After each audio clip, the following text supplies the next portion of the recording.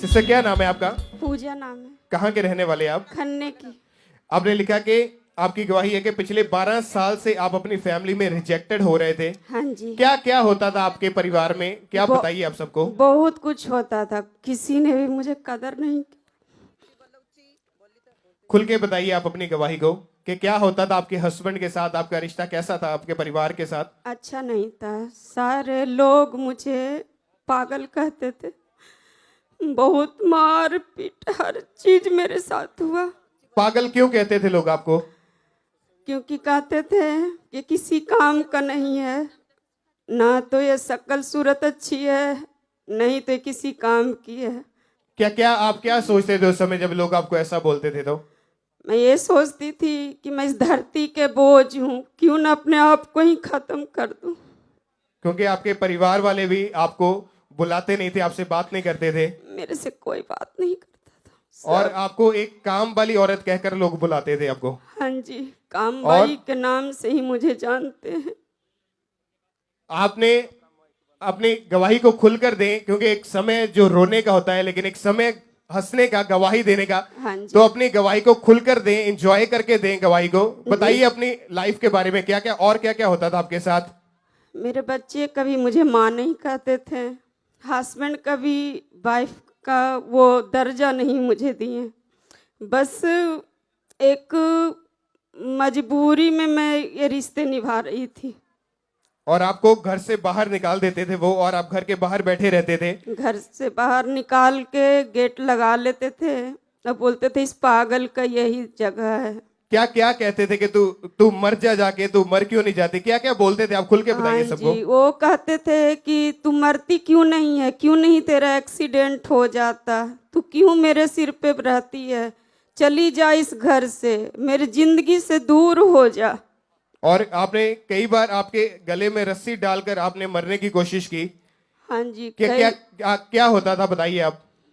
कई बार मुझे गरम तवा से मारते थे, कभी पर्दे के पाइप से मारते थे, मतलब कभी जो भी चीज उनके हाथ में आया उसी से वो मारते थे।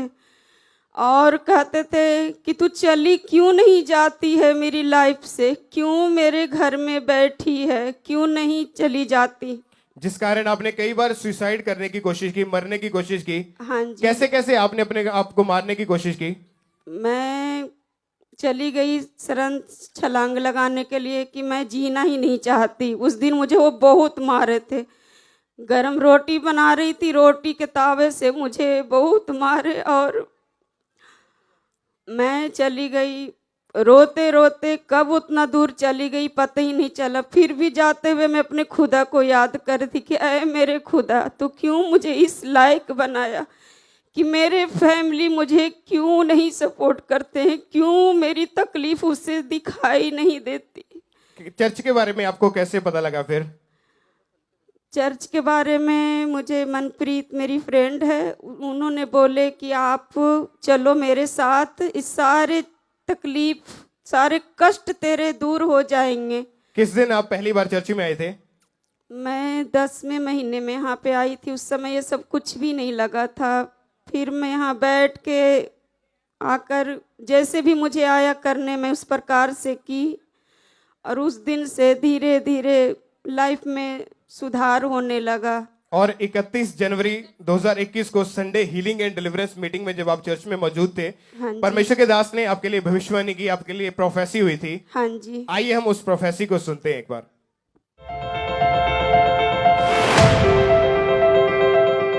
एक सिस्टर को मैं देख रहा हूं। सिस्टर मतलब उनके अपने बच्चे मैरिड हैं, लेकिन वो रिजेक्टेड है। उसी फैमिली में कोई आपसे बात नहीं करता, आपका रंग गोरा है, आपको लोग पागल कहते हैं। और मैं देख रहा हूं पवित्र आत्मा आपको छू रहा है अभी राइट नाउ।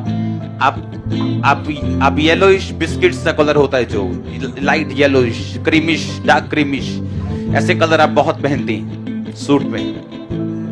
और मैं देख रहा हूं होली स्पिरिट आपको टच कर रहा है राइट नाउ और आपको फ्री कर रहा है।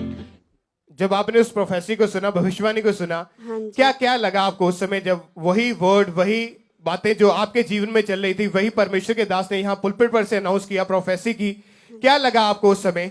उस समय मुझे ऐसा लगा कि आज तक कभी किसी ने मेरा दर्द को नहीं समझा, किसी ने मेरा तकलीफ नहीं समझा, पर प्रभु ने मुझे छू कर मुझे ये बता दिए कि कोई तेरा साथ दे ना दे, पर मैं तुम्हारे साथ हूँ, हर वक्त तेरे साथ हूँ। उन वर्ड्स को सुन के, उन प्रोफेसी को सुन के आप पूरी तरह से शॉक्ड हो गए, हैरान हो गए हाँ कि जी। मैंने ये कभी बातें परमेश्वर के दास से नहीं बताई है, उनको कभी नहीं मिली है। कभी भी नहीं, मैं तो कभी जानती तक नहीं थी। और उस दिन आपने येलोइश कलर का, बिस्कुट कलर का ही सूट डाला हुआ था। हाँ जी, क्योंकि येलो कलर मुझे बहुत पसंद है, मैं ज्यादा वही कपड़े डालती हूँ। उस प्रोफेसी के बाद आपके जीवन में क्या क्या बदलाव आया वो बताइए आप। उसके बाद से मेरे जीवन में इतनी बड़ी चमत्कार हो गई कि जिसका मैं कल्पना भी नहीं कर सकती थी।